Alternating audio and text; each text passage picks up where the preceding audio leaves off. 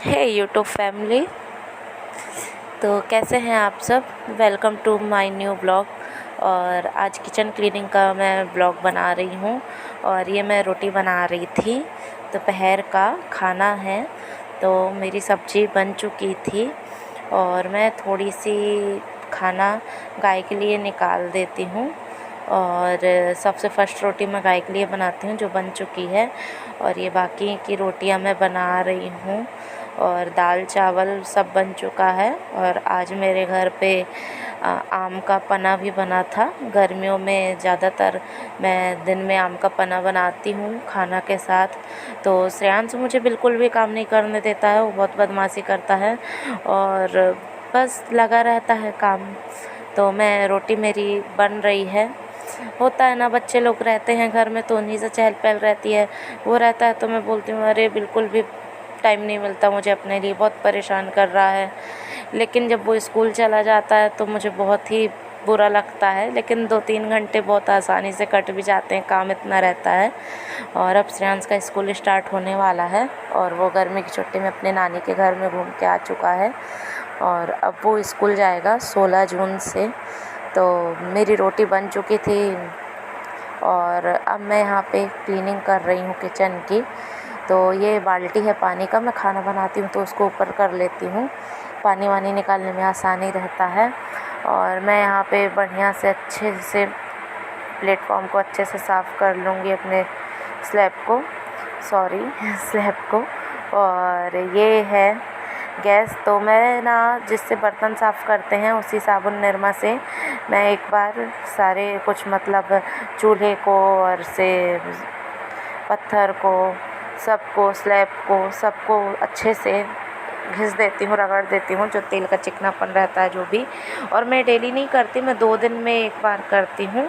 तो आज तो 2-3 दिन हो गए थे, इसी के लिए मुझे वीडियो भी शूट करना था। तो मुझे चलो इसी बहाने काम भी हो जाएगा, वरना आजकल करके टल जाता है। लेकिन 2-3 दिन से ऊपर नहीं हो पाता है। और एक सूखे टॉवल से मैं इसको पोंछ देती हूँ तो अच्छे से साफ़ हो जाता है, क्योंकि वहाँ से पानी डालोगे तो मतलब पूरा किचन गीला हो जाएगा। इसलिए मैं उससे अच्छे से मैजिक से इसको घिस के और स्लैब को और चूल्हे को सबको अच्छे से एक बार सूखे कपड़े से पोंछ के अब गीले कपड़े से साफ़ करूँगी। तो जितने भी निरमा की चिकनाहट रहेगी ना, तो वो सब ऑलमोस्ट निकल जाती है 1 से 2 बार में। तो मैं 1 से 2 बार इसको अच्छे से क्लीन कर लूँगी। और बर्तन भी मुझे साफ़ करने हैं अभी। और किचन थोड़ा थोड़ा भी साफ़ हुआ है, बाकी बहुत काम बाकी है। जैसे कि ऊपर जो डिब्बे देख रहे हैं वो थोड़ी सी मैले हो चुके हैं, क्योंकि जैसा पता है कि मैं थी नहीं, 1 महीने बाद आई हूँ मैं अपने घर। तो थोड़ा थोड़ा बर्तन और से डिब्बे वगैरह मेरे हस्बैंड ने धो दिए थे, थोड़ा बहुत बाकी है तो मैं करूँगी। हम दोनों मिलजुल के काम कर लेते हैं तो जल्दी हो जाता है, अकेले के जी का फिर कुछ नहीं हो पाता है। और मैं यहाँ पे इसको साफ़ कर रही थी सिंक को। और जब बहुत ज़्यादा बर्तन होते हैं तो मैं आंगन में साफ़ कर लेती हूँ। और अभी उतने नहीं थे, मतलब अभी भी ज़्यादा थे लेकिन उतने ज़्यादा नहीं थे कि इसमें कर नहीं पाऊँगी। तो इस वजह से मैं अंदर पे ही साफ़ कर रही हूँ। और बाहर धूप भी बहुत थी, अगर बाहर के लिए रखूँगी तो सारे दिन बर्तन पड़े रह जाते हैं, शाम को फिर धोना पड़ता है। और जब ज़्यादा बर्तन रहते हैं तो मैं शाम को ही धोती हूँ और बाहर पे ही धोती हूँ। तो मैं अंदर पे ही थोड़ी सी बर्तन थे तो मैं अंदर पे धो ले रही हूँ। और श्रेयांश से जो भी खाना पीना खा के सो चुका था, तो मेरे सारे काम लगभग हो ही चुके हैं। इसके बाद मुझे भगवान के लिए बाती भी बनाना है, तो भगवान के लिए मैं बाती भी बनाऊंगी।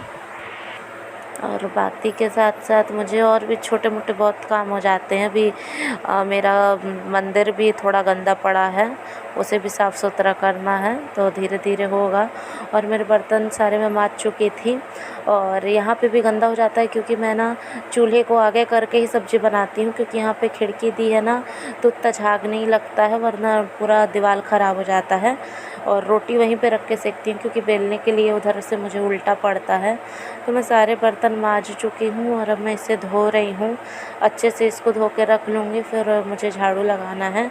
और छोटे मोटे काम काफ़ी रहते हैं और अभी तो मुझे बहुत ज़्यादा काम है, क्योंकि मैं अभी मायके से आई हूँ और 1 महीने बाद, और पता है मेरे यहाँ पे इतनी डस्ट आती है, इतनी डस्ट आती है ना, मतलब 1 महीने बाद अगर मैं घर पे आई थी तो मुझे ऐसा लग रहा था जैसे 2-4 साल बाद आ रही हूँ। पूरा घर ऐसे गंदा पड़ा था, पूरा डस्ट डस्ट। और मैं पहले चली गई थी, मेरे हस्बैंड मुझे लेने गए थे ना, तो वो अच्छे से ढक के भी नहीं गए थे घर को, तो सामान को नहीं ढके थे, इसलिए वो ना बहुत डस्ट हो गई, बहुत गंदा हो गया है।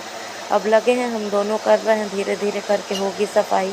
और मैं झाड़ू लगा रही थी और मेरे हस्बैंड पानी भर रहे थे तो ये डिब्बा को आगे खिसका दिए थे, तो मैं वहाँ पे उसको साइड कर दे रही हूँ।